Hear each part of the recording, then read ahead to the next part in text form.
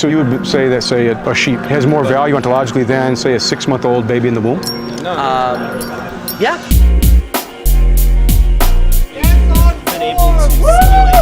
Irresponsible, selfish men all love Amendment 4. Okay. So they literally flipped it on its head in 1960. Sure. Do you think we should still be stuck where we were in the 1700s? Because then we have different problems. Well, it's a question of should we be bound by the Constitution as the framers adhered to, and that if you want to amend the Constitution, there's a process to amend the Constitution. Otherwise, we are governed by the Constitution of the United States. By Christians to do whatever they want because their fictitious book said so. Yeah, that's not what the Constitution does. The Constitution ensures your right to freedom of religion. Yeah, it also ensures your right to freedom from religion. Within limit. No, it doesn't. It does. No. I have the freedom from your religion. No, if I want that's not true. Then you wouldn't be living under the American government.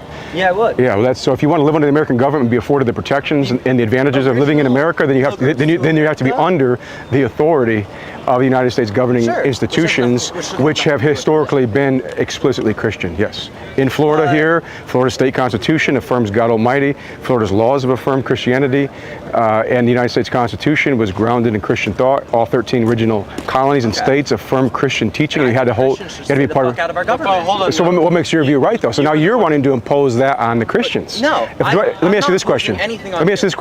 You see those guys over there? Sure, fair enough. Do you see those guys over there? Yeah, they're very nice. Yeah, they are. So if I went to Saudi Arabia and I said what you said, don't impose your effing Quran on me. I don't want you effing Muslims. Your laws here in Saudi Arabia are bullshit, and they shouldn't have it. Say whatever you want about Saudi Arabia. Would that be right for me to do? Would that be right for me to do? Do I have the right to do that? Or should I go over there and do I have to respect their laws? They built that country. That's their country. That's their country. Yes, I would. Then why do Christians? Doesn't mean I wouldn't potentially seek to other countries to try to convert everyone. Doesn't mean that I wouldn't seek to change. No, doesn't mean that I wouldn't seek to change them, but I would seek to change them lawfully. Right? We're not violent Marxist revolutionaries. We operate within the confines of the law, and we respect people. I'm not advocating a revolution. I'm just saying that your laws are bullshit, your book is bullshit, and I want nothing to do with it.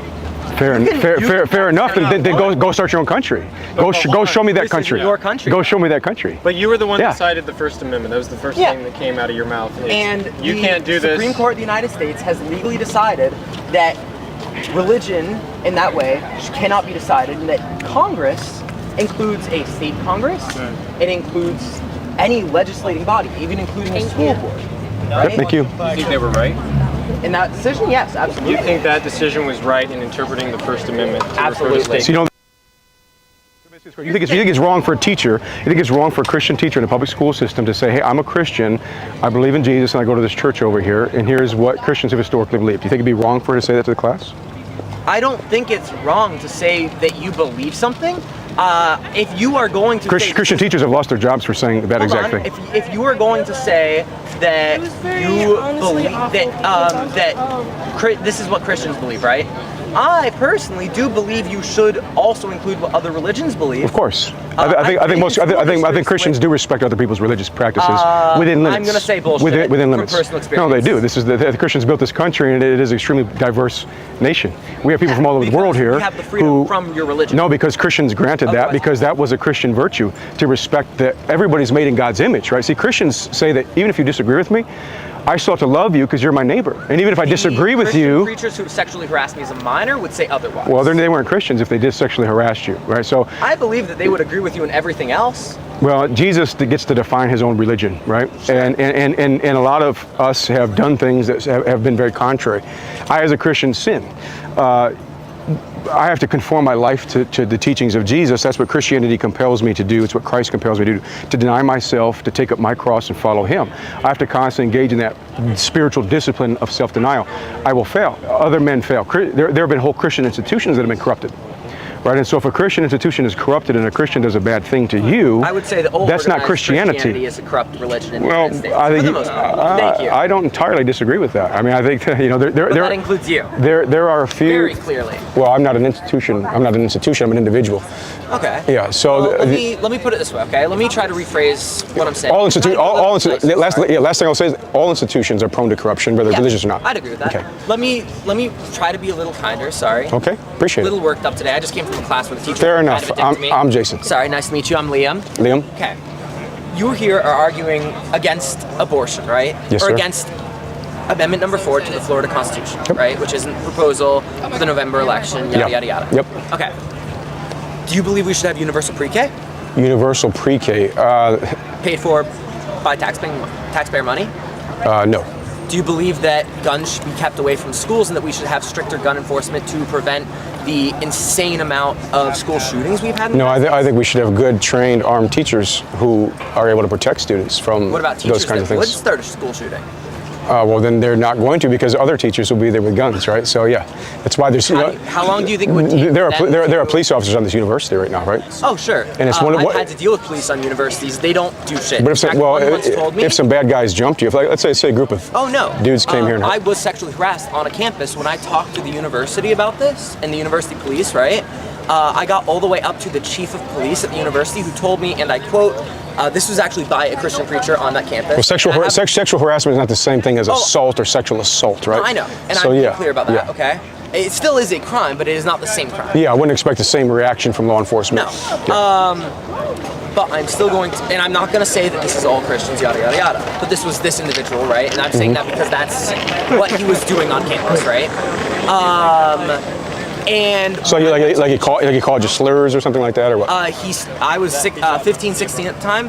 He started creating graphic imagery regarding me and projecting it to the campus, creating these stories of me that were very sexually explicit. Is he a gay guy or? No, this was because he viewed me as a gay person. And So he's making fun of you, trying to make fun of you for being gay? He was stereotyping me as a gay man.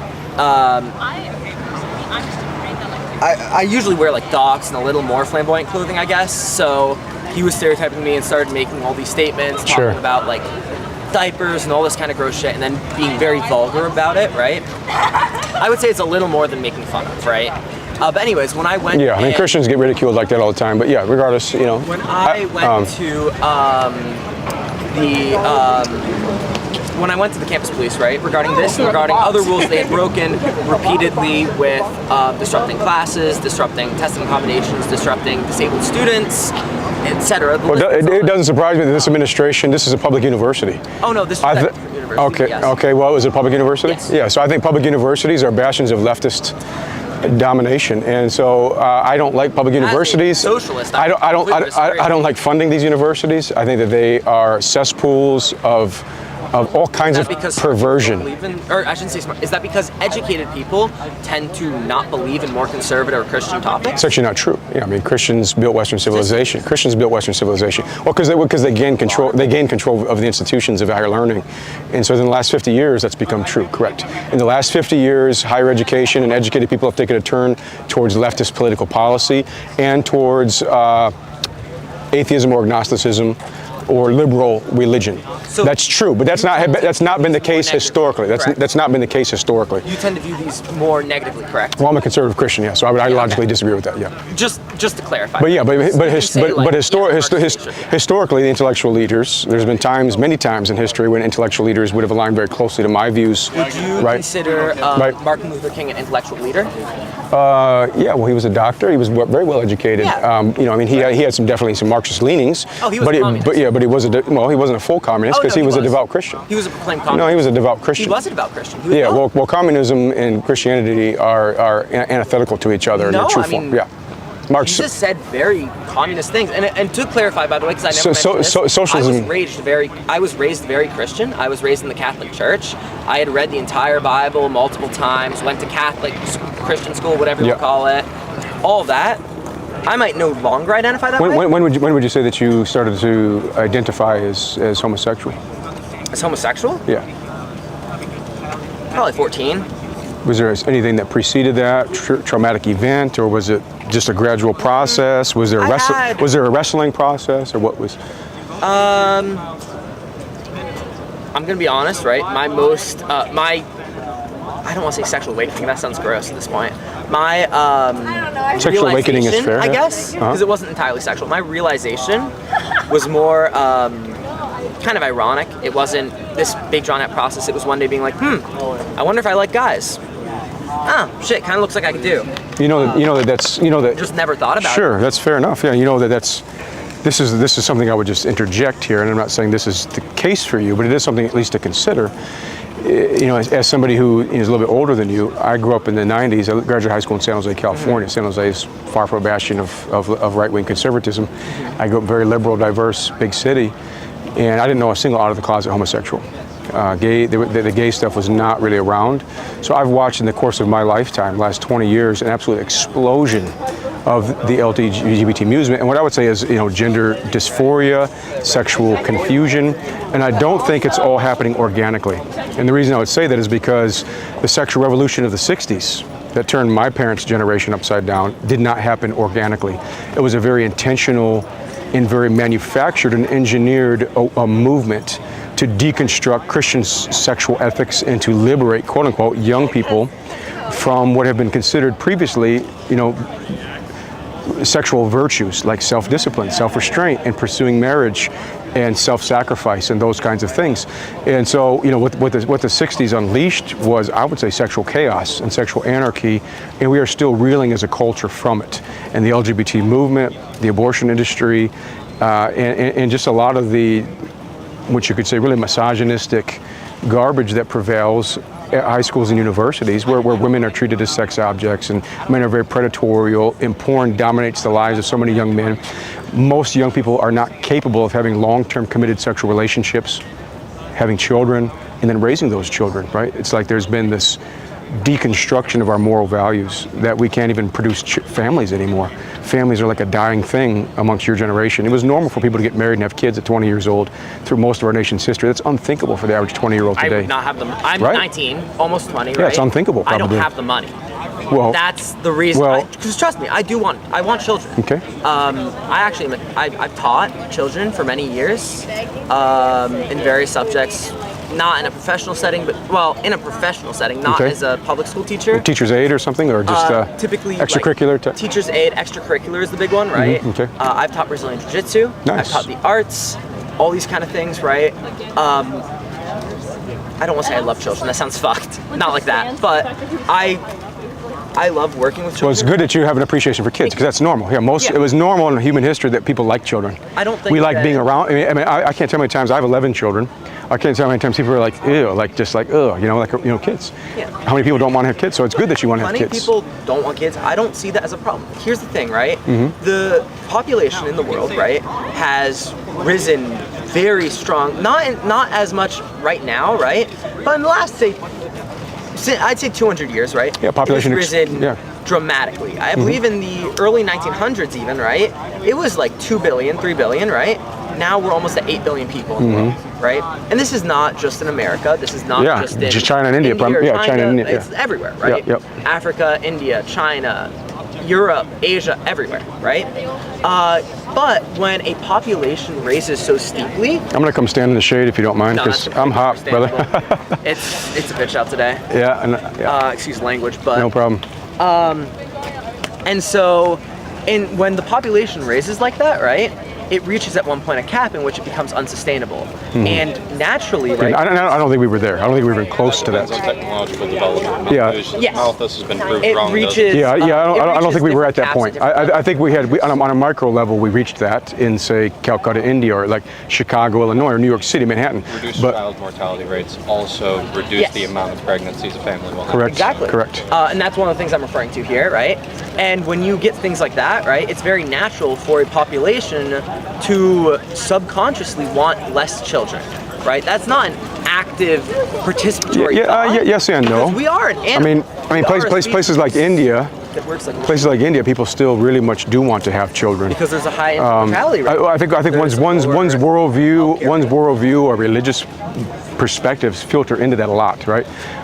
What typically happens is people reach a point where they have a lot of children, and when family is at the center, moral discipline, virtue, self-sacrifice, these things are prevalent in the culture. That's going to generally produce prosperity and civilization, right? There's a good book by a guy named J.D. Unwin, who was not a Christian. He was a secular sociologist in the 30s. He wrote a book called Sex and Culture, tracks the growth of civilization to sexual restraint, particularly in females, and how that when men can't just get free sex all the time, then they have to pour themselves into more productive labors to earn the favor of a woman, and then to provide for that woman and that child. So when there's high standards of caring placed upon men about caring for women and children, men are far more productive, and civilization emerges out of that, right? And so But what happens is there's a sort of a cycle, because then you reach a certain point of prosperity, like America is at. We were a very sort of family-centered Christian culture, despite many problems. Sorry, I I gotta would say check even my. most immigrant cultures in that time Still were retain that. also family Yeah, centered. absolutely. Many of the immigrants still come here. So we reached a point where we became very sort of prosperous. We had a lot of luxury.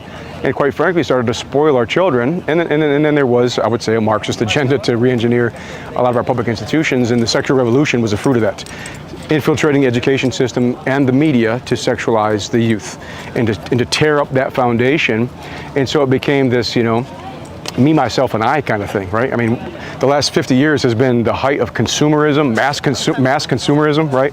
I mean, we're like the most consumer-driven society that's ever existed. I mean, we're the most luxurious field. It's like you said, you can't afford children. I wouldn't as much tie that into anything like an overt political agenda, because most of the marketing and stuff that's been building up since the 60s is right-wing appealing capitalism? to the Yeah, I would say it's right. no, capitalism. appealing to the more basic aspects of the brain, because that's Right. easier to slip past Correct. than logic and reason. Correct. And so sex sells is basically Sex sells, and just general hedonism in general. I wouldn't say. But you that's do necessarily have it is to. capitalist. Yeah. It is, and so yeah, a lot of the big capitalists are not Christians, and this is a mistake of the Republican Party. Now I've been a Republican for 25 years, but a lot of the Republican Party has an internal civil war between sort of evangelical Christians and like the Wall Street crowd.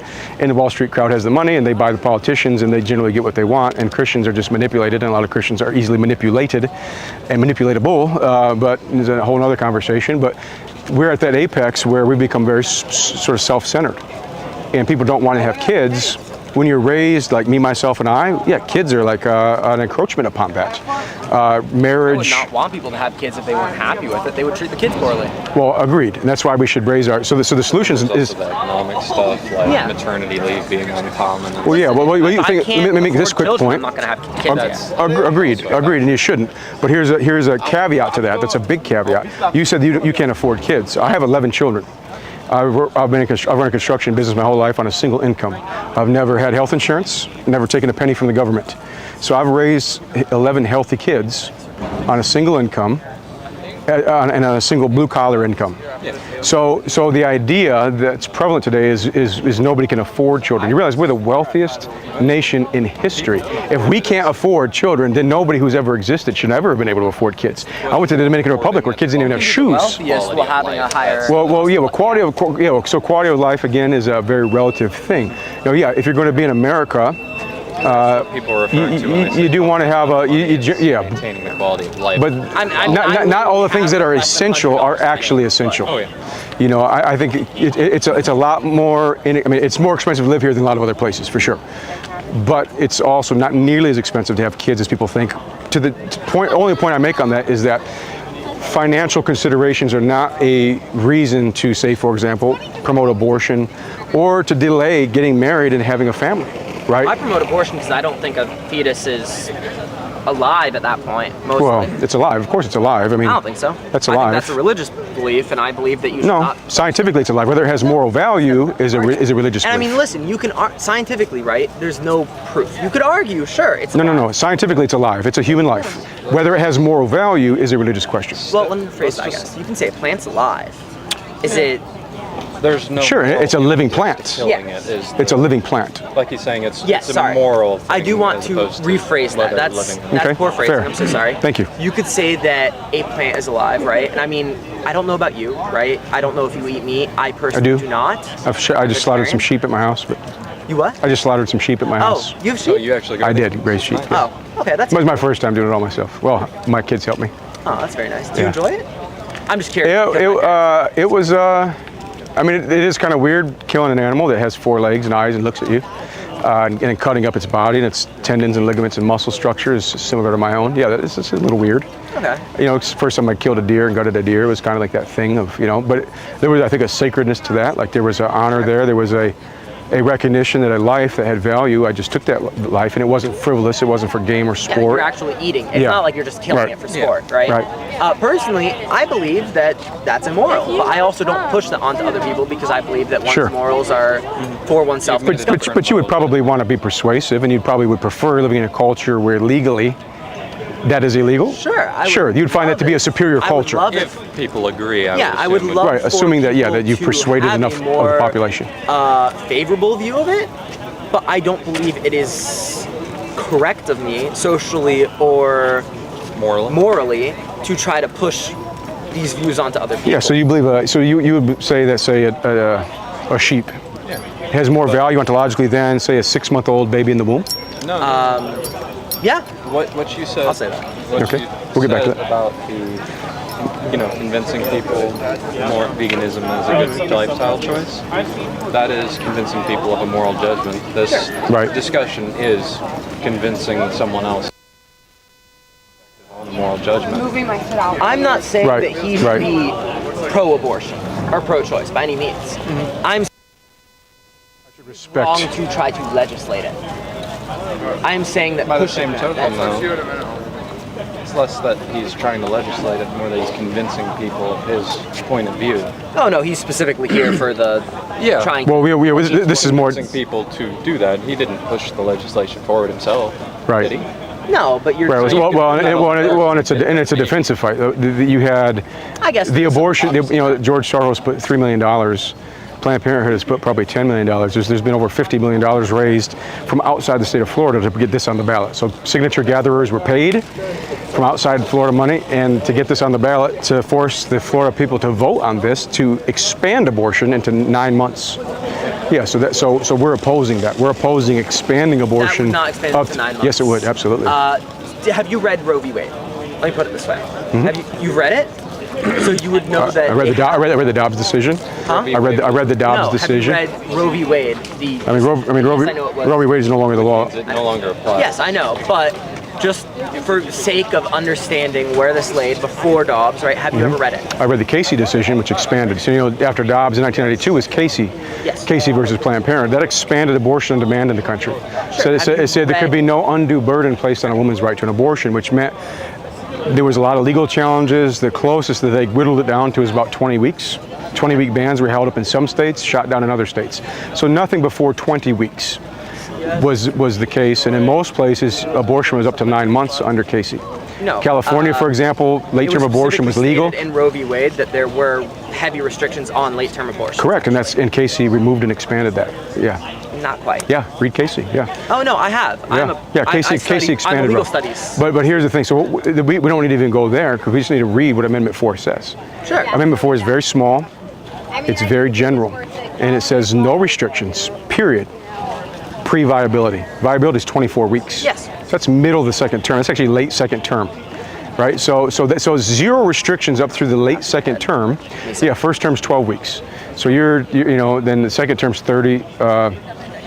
It's 12, Let me just. 24, 36. I'm not doing math great in my head right now. 40. So, yeah, I think, yeah, Yeah, no, that's about right. it's getting into the second trimester. Sure.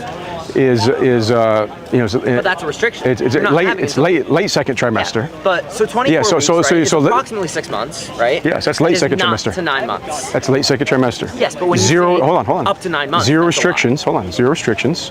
Then after that it says, or when necessary, For the life of the mother. when deemed not the life of the mother, the health of the mother, when deemed necessary for the health and life are a very big difference. Yeah, because health can be is expanded to cover even as arbitrary as like the muscle in between the hips for running. Like one could maybe even make the argument that Sure, affects but your if you health. or it could be Find next. precedent for that. Well, they have. case. So Do you have the precedent for that? yes, absolutely. I can give you Yeah. tons of, yeah. Go to the website. There's two major websites that go through this in detail. Vote No on 4 and Do No Harm. Those two websites have latest. Have non-politicized, because I'm not going to say. Well, it's go to you can vote look it's going to be for- hard to find it non-politicized, I mean, but you can look up what they have on the politicized and then look up the actual Sure. case. I can give you quotes from But if you're- dozens of if Planned you're Parenthood using executives. Just the politicized thing in which our governor has spent a lot of taxpayer money, questionably legally on, to support. That's not really a good source. That's not a good debate art. Again, I'm a political science major with a double minor in legal studies and nonprofit management. It's not considered proper to use a debate source as a highly politicized source with highly political donors. Sure, fair enough. But on an issue like abortion, it's very hard to find anything objective. I would argue. No, I mean, one of the most reputable ones that are European government. literature, you would probably find some better stuff. Yeah, you can't get an abortion. You can't get politicized. About Yeah, it. no, I yeah, and you can't get an abortion. You can't get an abortion um, in most of Europe past 12 weeks. Yeah, in many states. make you go with So America's for far more radically pro-abortion than pretty much all of Europe. you could argue. So yeah, so this would make Florida one of the most pro-abortion, governments in the world, right? We put it in the top 5 in the world, Which I think would be right? great. So, well, it's pretty extreme. So, but the fact is, 0 restrictions up to 6 months. After that, all you need is a medical provider, quote unquote medical provider, which abortion clinics are considered medical providers. So that means an abortion clinic doctor, but yes. abortion clinic doctor or worker. If a woman goes into the clinic, yes, they would be medical providers who could sign off Florida on it. state law, if you were to, so a nurse or a doctor can be considered a medical provider. Yes, saying yeah. like a clerk or Okay, like fine. any But worker. a woman, that is not- a woman at 7 months could walk into an abortion clinic and say, "My boyfriend just left me. I'm going to be kicked out of my house if I have this baby. I know I'm very far along, but I want to get this effing thing out of me." That's happened. It's been documented. And if she walked into the clinic at 7 months and said, "Can you eliminate this for me?" They'd say, "Well, do you have a health condition?" "Yeah, I'm under tremendous emotional stress right now. I don't know what." "Okay, well, good. Then you have mental health considerations. We're going to sign off, and we're going to perform the abortion. It's going to be probably $3,000 to $4,000. Be very lucrative. Be a multi-day process, and they would perform that abortion. And those body parts would sell for extremely high value." And they have processes for eliminating, for killing that baby, removing that baby, that keep the brain intact, the kidneys, the liver, the lungs, so they can sell those to research laboratories for a lot of money. They And so usually that's dissolve the. This might be gross to think of. They usually dissolve the fetus, though. they can sell the baby's body parts, right? They also drill it. They can sell it, and they do. You could opt in. Not every baby, because they have an abundance of them. We had 86,000 abortions in Florida last year. You could opt in. But what I said for is true, your right? fetus. Fair enough. That's all true. So That all you could happen. Yes, you could opt into that. If this And passes. Also, just for clarification, because I'm not going to just spout things that only I believe that Sure, don't fair. benefit me, right? There was even a case several decades ago in which a fetus was used against the mother's will for medical research, right? And So that she family didn't has- sign the disclaimers. Yes. Correct. And that family has since been pursuing legal action, right? And that's very traumatizing. I believe they should get legal action, even if that fetus has given us a lot of medical advancements that could have happened with consent, right? Yeah, experimenting on babies is kind of barbaric, I think. Yeah. Hold on. Killing a baby in the womb, I think, is barbaric. Killing a baby at 6 or 7 months in the womb, I think, is extremely barbaric, right? I mean, so what would you think about that? 7 months. Would you kill that baby? Would you perform that? That would be genuine risk to the person's life. Well, sure. That's where life of the mother is a Incredible different, risk to the life. and that's never been illegal, right? Now, somebody like Siebert Koop, who was the Attorney General for the nation, said he had never delivered thousands of babies had delivered as an OBGYN, said he had never come across a case where it was necessary to kill the baby to save the mother's life. Ron Paul said the same thing. Ron Paul delivered, I think he said 40,000 babies over the course of his 50-year OBGYN career. Said he's never encountered a Ron case. Paul? Yeah, The senator? congressman, yeah. Or, no, yes. Okay. Rand Paul's his Or son. Rand. Oh, sorry. Yep, Rand is his son, yeah. Yes, no, that's my mistake. I'm sorry. I got confused there between the It's okay, yeah. Grandpa Ron. I was like, Junior- isn't he Junior like an eye doctor? Yeah, he's an eye doctor. Ron Paul was an OBGYN. Okay, that's my mistake. Yeah. So Ron Paul was very pro-life. Ron Paul actually said that what made him pro-life is he was a doctor in the 50s in Texas, in medical school, and they delivered a baby alive prematurely, and they just threw it in a bucket and put it in the corner, and it's just crying in the corner in a bucket, and he was like, just kind of in shock, like, what are we doing? He wanted to rescue it. They said, just leave it there. So he's like, he was so horrified, he couldn't sleep that night. He was sick and had to talk to his professor. He said, I will never support abortion. And Ron Paul, even though being very libertarian, was very much supportive of the rights of babies in the womb, was very pro-life, and committed to ending abortion. In the sense, the main 3 problems that drive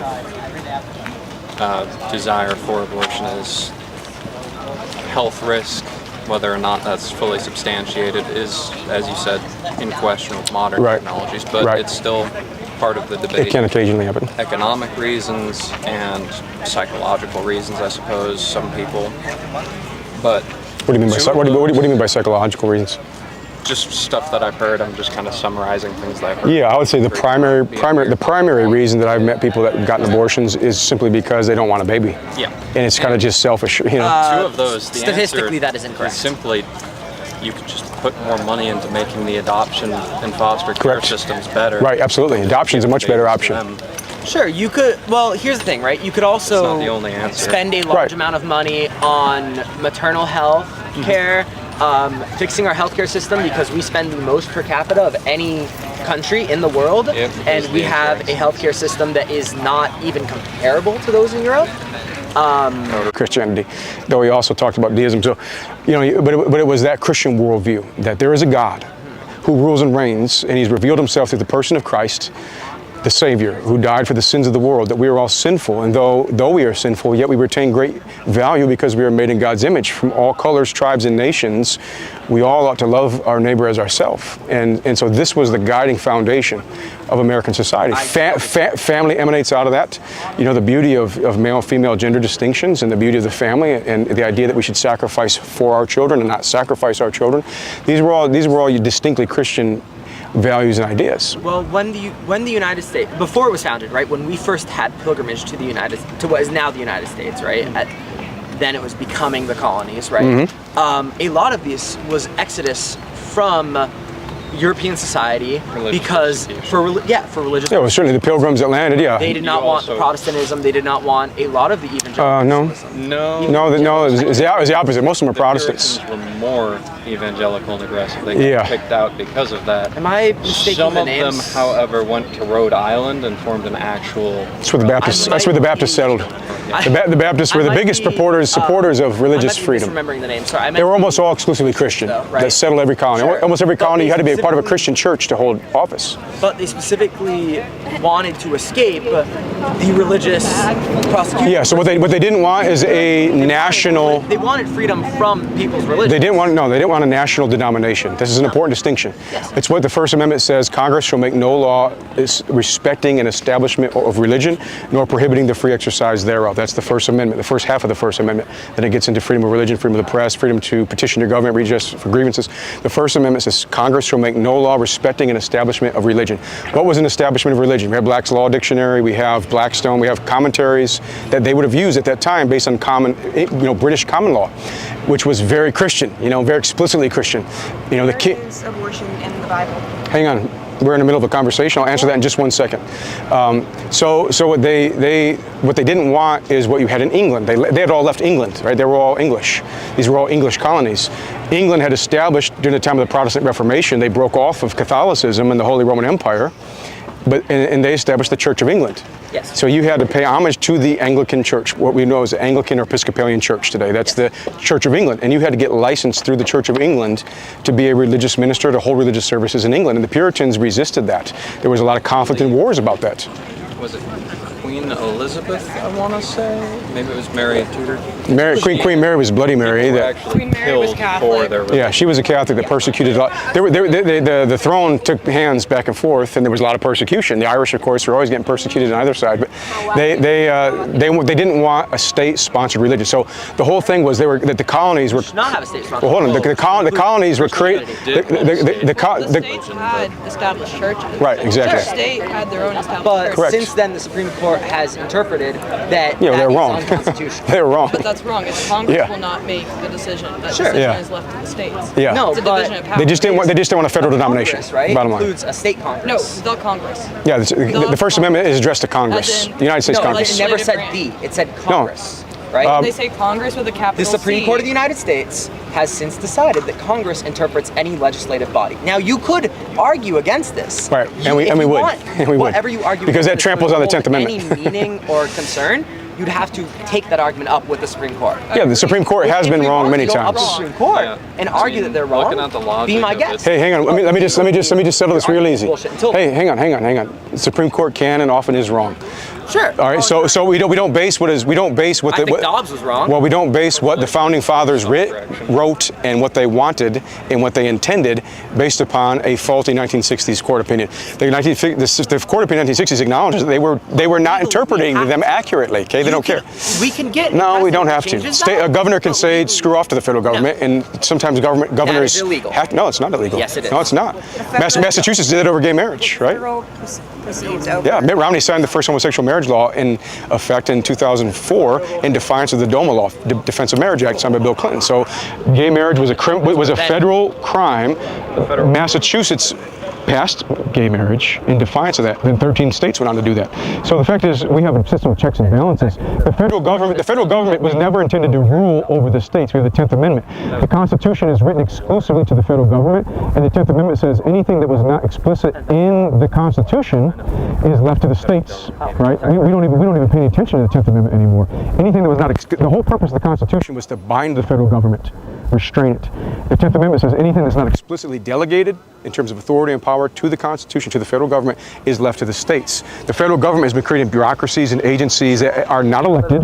It's what we call the deep state. They have no accountability. And they impose themselves on states. States cannot contradict. Yes, they can. Sure they can. Says who? Says who? A federal judge? What gives that federal judge authority over the state? That's an assumption. That's called circular reasoning. So if a federal judge says, hey, I'm a federal judge and I say that I have authority over your state, well, that doesn't give them actual authority. The Supreme Court is given. Yeah, well, they're wrong. I believe they were given. The Supreme Court has been wrong many times. Sure. The Supreme Court. The Supreme Court said black people were property at one time. Yeah. They were wrong. That got overturned. They were wrong. Yes, but they were wrong the day that they said that. They should have been resisted, and they were resisted the day they said that. My state of Wisconsin. Let me give you an example. Let me give you a real good example. You cannot. Remind me your name, because I want to keep just interrupting. Liam, let me give you a real good example. My state of Wisconsin. Joshua Glover was a runaway slave, 1852. He was captured under the Federal Fugitive Slave Act and under the recent decision in St. Louis, right? This is a monument, Dred Scott, right? So they said black people are property. A runaway slave needs to be returned.